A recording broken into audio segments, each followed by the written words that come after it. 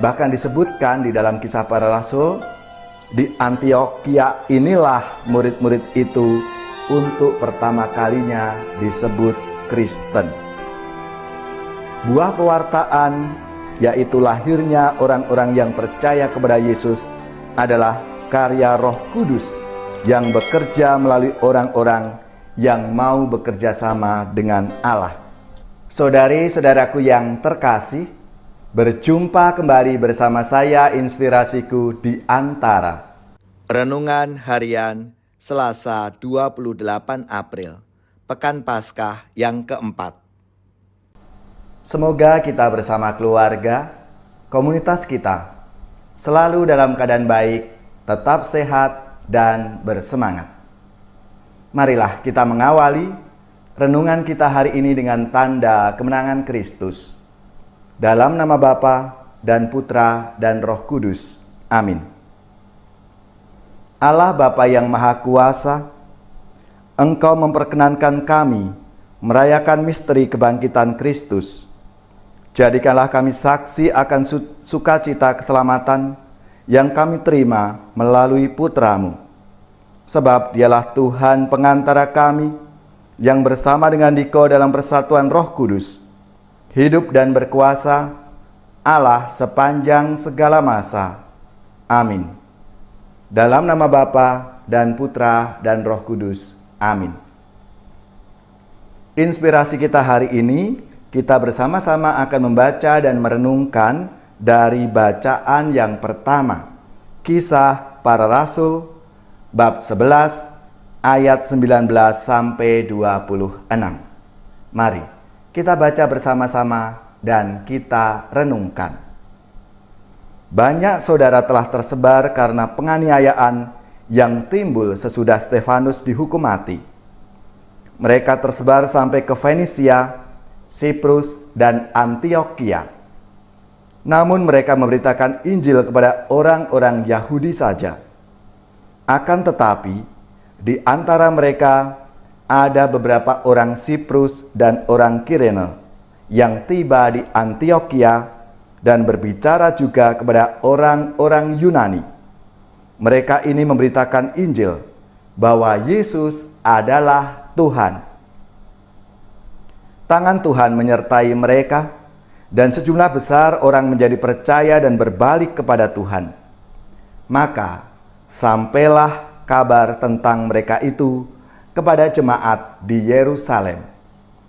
Lalu jemaat di Yerusalem itu mengutus Barnabas ke Antiokhia. Setelah Barnabas datang dan melihat kasih karunia Allah, bersukacitalah ia. Ia menasihati mereka supaya mereka semua tetap setia kepada Tuhan. Karena Barnabas adalah orang baik, penuh dengan Roh Kudus dan iman. Sejumlah orang dibawa kepada Tuhan. Lalu pergilah Barnabas ke Tarsus untuk mencari Saulus. Dan setelah bertemu dengan dia, ia membawanya ke Antiokhia. Mereka tinggal bersama-sama dengan jemaat itu 1 tahun lamanya, sambil mengajar banyak orang. Di Antiokhialah murid-murid itu untuk pertama kalinya disebut Kristen. Demikianlah sabda Tuhan. Syukur kepada Allah. Saudari-saudaraku yang terkasih, kita semua tahu bahwa di dalam karyanya Yesus memberitahu orang-orang Yahudi di Bait Allah bahwa pekerjaan yang ia lakukan dalam nama Bapanya adalah kesaksian tentang dirinya. Apa yang ia lakukan menjadi saksi atas identitas dirinya sebagai pribadi yang diutus oleh Tuhan. Tetapi orang-orang Yahudi di Bait Allah itu tidak percaya kepada Yesus. Dan sebaliknya, dalam Kisah Para Rasul yang hari ini kita renungkan dari bacaan pertama, menyebutkan bertumbuhnya gereja menembus batas-batas Yudaisme ke bangsa-bangsa lain di Antiokhia. Mereka percaya bahwa Yesus adalah Tuhan. Bahkan disebutkan di dalam Kisah Para Rasul, di Antiokhia inilah murid-murid itu untuk pertama kalinya disebut Kristen. Buah pewartaan, yaitu lahirnya orang-orang yang percaya kepada Yesus, adalah karya Roh Kudus yang bekerja melalui orang-orang yang mau bekerja sama dengan Allah.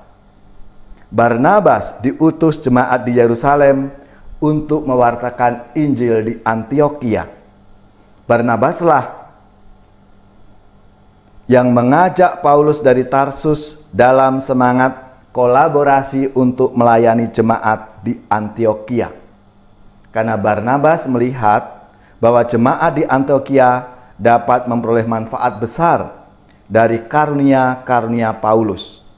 Barnabas menghubungkan seseorang dan tempat untuk dapat memberikan manfaat yang berlipat ganda bagi misi Allah. Dan pekerjaan Barnabas inilah yang memungkinkan Tuhan yang bangkit itu untuk melanjutkan karyanya di tengah gereja. Saudari-saudaraku yang terkasih, dari sabda Tuhan hari ini, Kisah Para Rasul, di mana Barnabas mewartakan Injil Tuhan kepada siapapun, tidak terbatas pada orang-orang atau kelompok-kelompok tertentu saja, namun kepada semua orang untuk mengenal Tuhan, bahwa Yesus adalah Tuhan Allah itu, dan ternyata buahnya melimpah. Ini menjadi semangat bagi kita semua. Kita pun juga dipanggil seperti Barnabas ini, untuk mewartakan rahmat dan kasih Tuhan lewat kesaksian hidup kita masing-masing, supaya semakin banyak orang percaya dan mengenal Tuhan. Tentunya mereka semua yang kita berikan pewartaan semakin menyadari akan Allah yang menyertai perjalanan hidup mereka masing-masing. Maka marilah, saudara-saudariku yang terkasih, kita semua dipanggil untuk semakin terbuka, mengajak semua orang terlibat dalam pekerjaan Tuhan. Semangat sinodalitas dan kolaborasi adalah contoh yang baik yang bisa kita lakukan saat ini agar karya pewartaan Tuhan di dunia ini bertumbuh dengan baik. Marilah, saudara-saudariku yang terkasih, kita mohon rahmat Tuhan supaya seluruh perjuangan hidup kita, seluruh pekerjaan dan karya pelayanan kita untuk mewartakan Tuhan yang baik, Tuhan yang selalu menjaga kita itu bertumbuh, berkembang dengan sebaik-baiknya, dan banyak orang semakin mengenal Tuhan dalam hidup mereka. Tuhan memberkati kita semua.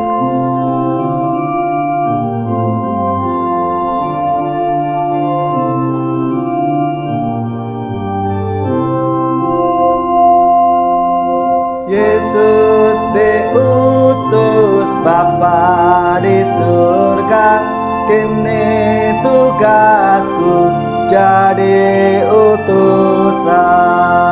Bapa mengutus Yesus Sang Putra, membawa selamat bagi dunia.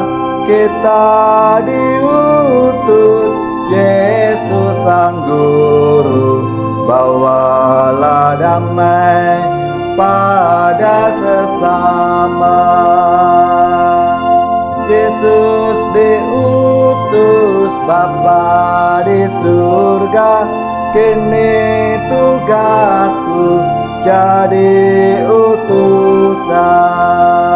Tiada amal tanpa berkorban, tiada karya tanpa derita.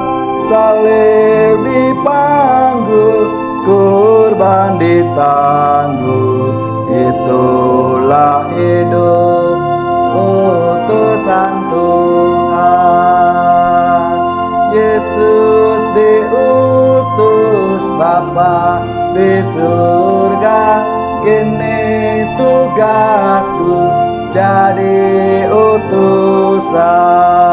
Benih yang jatuh di dalam tanah akan bertunas hingga berbuah, kurban hidupmu bagi sesama akan membawa rahmat berlimpah. Yesus diutus Bapa di surga, kini tugasku jadi utusan. Saudari-saudaraku yang terkasih, marilah kita siapkan hati kita untuk menerima berkat Tuhan. Semoga saudara-saudari sekalian, keluarga-keluarga kita, komunitas kita, orang-orang yang kita doakan, mereka yang sakit, yang menderita, seluruh tugas, belajar, pekerjaan, usaha, serta karya pelayanan kita, dibimbing, dilindungi dan diberkati oleh Allah yang Maha Kuasa, Bapa dan Putra dan Roh Kudus. Amin.